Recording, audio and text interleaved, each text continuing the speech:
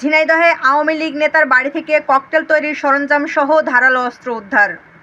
ঝিনাইদহ শহরের ধোপাবিলা গ্রামে সদর উপজেলার কুমড়াবাড়িয়া ইউনিয়ন পরিষদের সাবেক চেয়ারম্যান ও ইউনিয়ন আওয়ামী লীগের সাধারণ সম্পাদক আশরাফুল ইসলাম আশরাফের বাড়িতে একটি ককটেল বিস্ফোরণের ঘটনা ঘটেছে।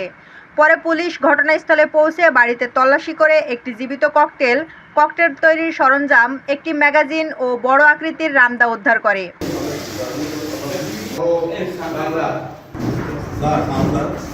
এখন তাৎক্ষণিক কমিটা করতে হলো যাতে করে আর কোনো বিস্ফোরণের ঘটনা না ঘটে।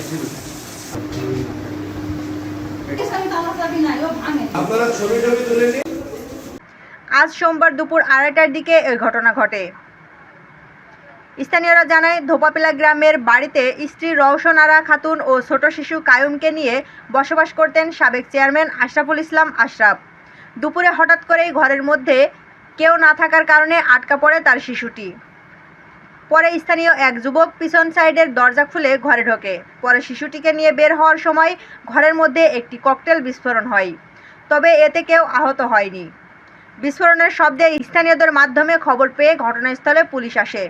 পরে তল্লাশি চালিয়ে ঘরের আলমারি, সানসেট সহ বিভিন্ন স্থান থেকে একটি জীবিত ককটেল, কৌটা, পাউডার সহ ককটেল তৈরির সরঞ্জাম, একটি ম্যাগাজিন ও বড় আকৃতির রামদা উদ্ধার করা হয়।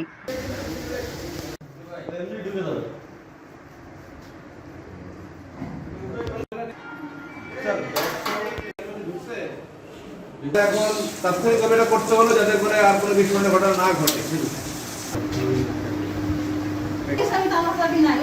আপনারা ছবি তুলে নিন। বর্তমানে বাড়িটিতে অভিযান চলমান আছে।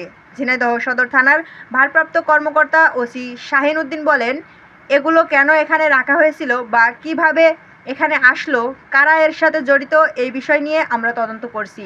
বিস্তারিত তদন্ত শেষে জানা যাবে। Desk report, eagle TV news.